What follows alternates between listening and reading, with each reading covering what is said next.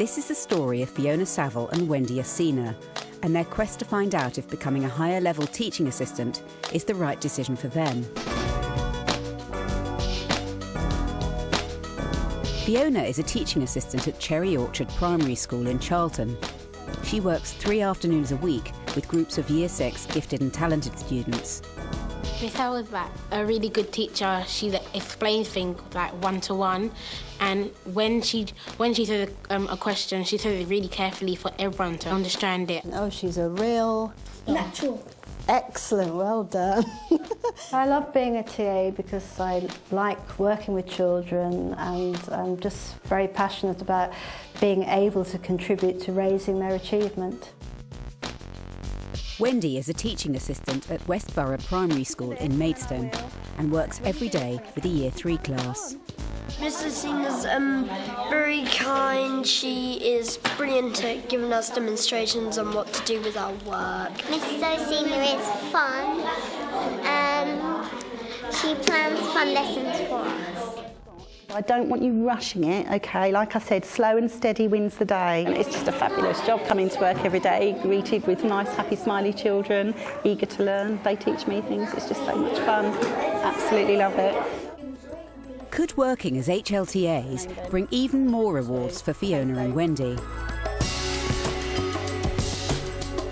It's very important to support teaching assistants in their own professional development. The role of the teaching assistant has changed immensely in recent years. The teaching assistants are taking on far more responsibility for planning work for a group and really knowing where the children are and knowing where their targets are and where the children need to get to. The difference between an HLTA and a regular teaching assistant is one of experience. It is one where often they're given leadership roles, line management roles. It's nice to know that you are reaching professional standards. People do have confidence in you and that you have confidence in yourself. Information. I just feel the time is right to be recognised for what I can do for the school as well as for me and the children. Bobby McCabe is Fiona's line manager. She's also a spokesperson for HLTAs in Greenwich. Are you asked to cover classes without any notice if a teacher goes sick? I do class cover, sometimes at really very short notice indeed. If someone is off sick suddenly, I might do short class cover there, yes. So it helps to have a bank of stuff that you can use, you know, to match each age group. Yes. I think that Fiona should go for the HLTA status because she's, with just a very few gaps, is already working at that level. And I think it would build her confidence and open up new doors for her. The only little bit of off-putting is the whole class teaching, but I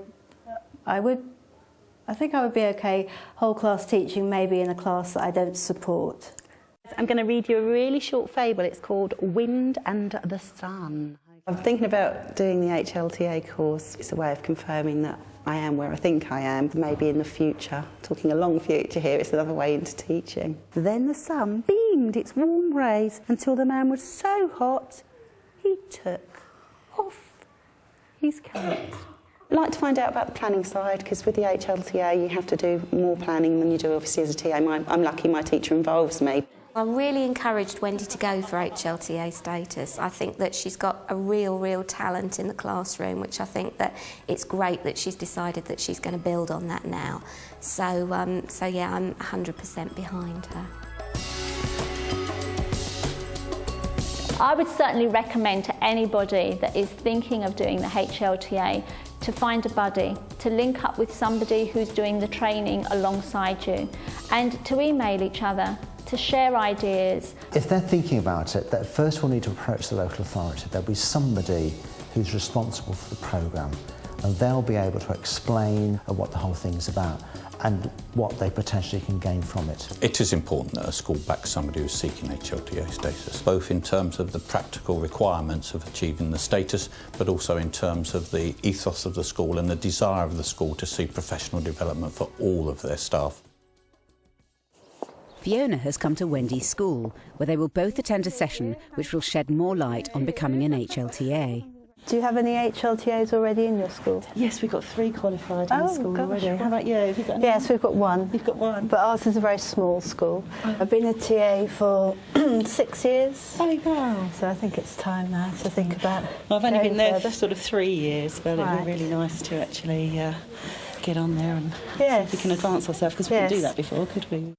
The meeting is run by Mandy Bowler and Ian Hollingsworth from VT4S. I just want to reassure you that we are not going to do any tests of any sort. This is an opportunity for you to find out a little bit more about higher level teaching assistant status. Sometimes what we find when we're doing these events is that people come along and they're quite anxious, quite nervous, they don't know what to expect, and we're quite used to that. So we'll hopefully answer all their questions and alleviate any anxiety that they have. Now, I've already told you that HLTA... They start by introducing the TAs to the standards they'll be required to meet if they want to become an HLTA. Some of those standards might well appear in each one of those 3 main tasks. Next, it's time for Wendy and Fiona to measure their work against the standards. Number 4, communicate effectively and sensitively with children, young people, colleagues, parents and carers. I'll go along with that because I often speak to the parents in the morning at the end of the day as well. Yes. They're going through the 33 HLTA standards and they're working on their own judgments about how they meet those standards through the work that they do in school.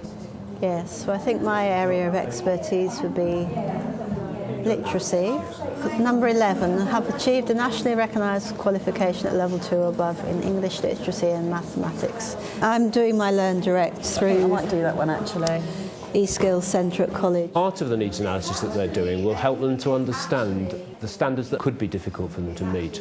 For example, their level 2 qualifications that they have to have in maths and English before they can become an HLTA or before they can even go forward to be prepared for assessment. Advanced learning when working with whole classes without the presence. Well, I'm going to put number 2 for that as well. Have you done whole class teaching? Yes, I do. I cover my class for PPA time and if she's off at all on courses and stuff. Standard 31 is all about how they manage the learning of a whole class with no teacher present. Many of the teaching assistants, when they get to that standard, realise that that's something that they're going to have to go away and work on in their schools. Is that it then? Should we press next? Oh, 90? That can't be right. Yes, because mine's 98. Oh my gosh. I mean, most of it that we were going through there actually is stuff that you do every day. I don't know if you would agree there. Oh, definitely, yes. And there is some areas that you need to improve on, but that is actually quite nice to hear. It's a pat on the back that you're actually doing something right. Okay, well, nice to meet you, Wendy. Thank you very much. That's no problem. I hope you do well on the course. Hope good to luck. see you there. Yes, good luck. Good luck. Okay, see you soon. Then. Bye. The meeting Fiona was quite enlightening, actually, the different things that she does. She had different concerns about the HLTA that I had, so it was quite nice, actually, to allay her fears and her to allay mine as well. When you first embark on an HLTA, you worry whether or not you can meet all the standards. It's only when you actually start doing it and writing your tasks that you do realise how many standards you do meet just in everyday life. Concerns vary from have they done whole class teaching, have they got sufficient qualifications and experience to embark upon the course, and that is part and parcel of the briefing day to let them express those, to explore them thoroughly and to make sure that they go away satisfied. When they come to needs analysis events and they see these 33 standards for the first time, they often panic, and we have to draw out of them what it is in fact that they do in their working lives and show them how that actually does refer directly to a particular standard. Where there are concerns that a teaching assistant is going to run before they can walk or start to act in the way that a teacher perhaps is expected to, there's no expectation that they're taking on the role of a teacher, but a teaching assistant, when it's delegated to them, can take on some of those responsibilities very, very effectively. A week later, Fiona is back in school and is catching up with her line manager, Bobby. So did you move on to sort of identify just a couple of areas that you felt that you really needed to work on? Yes. Yeah? And they are whole class teaching, which you'd expected that to be part of it, yes. And the achieving the level 2 numeracy. Numeracy. Which I am working on. Let's have a look at the stuff that I've already... Bobby is certain Fiona has what it takes to become an HLTA, so she has devised a plan. What about this one? Like children's classics to read aloud.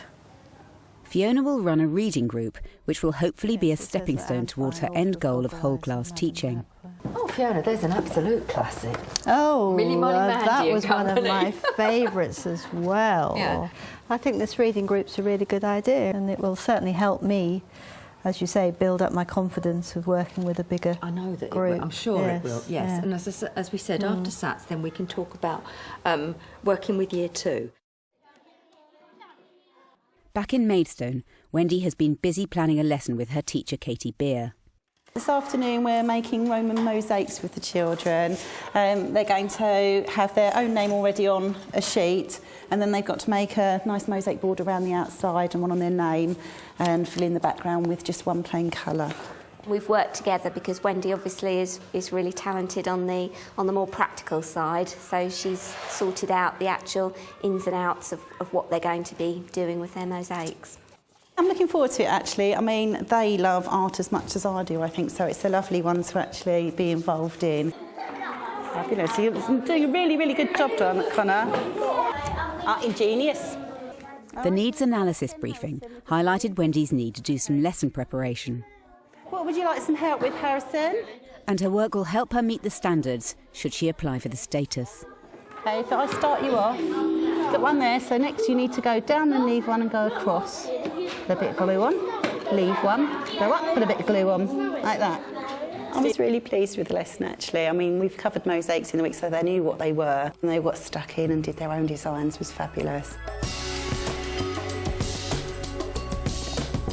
The most positive thing I can think of as to why somebody should become a high-level teaching assistant is because once they've done that, they have a better chance of achieving a better professional relationship with the teacher, being able to contribute more to the learning situation in the classroom and to have a greater impact on the learning of the children that are in that classroom. It's about recognising the skills that they have, the knowledge that they have about how teachers teach, how learners learn, and recognition really of the value that they bring in the schools in which they work. TAs really should seriously consider HLTA status because it's the only nationally recognised expression of what a good teaching assistant is, and they can take it anywhere with them. I wanted the status for myself and for teachers in the school to realise that I was working at that level and I did know what I was talking about. So it was really for them to have confidence in me and for me to have that belief in myself. I think after this I would like to be an HLTA. I think I'm a step closer now. I mean, you've seen the fantastic support that I get within the classroom, and it's like that generally with the head teacher, the deputy head and all the other TAs. Everybody's there encouraging me, all and each other, so yes, feeling quite positive. The needs and analysis meeting was really useful because before then I didn't really know what was involved, but now I've got a much clearer understanding. I feel really positive now. I've been through the whole process and I think that I will definitely go forward for the next intake.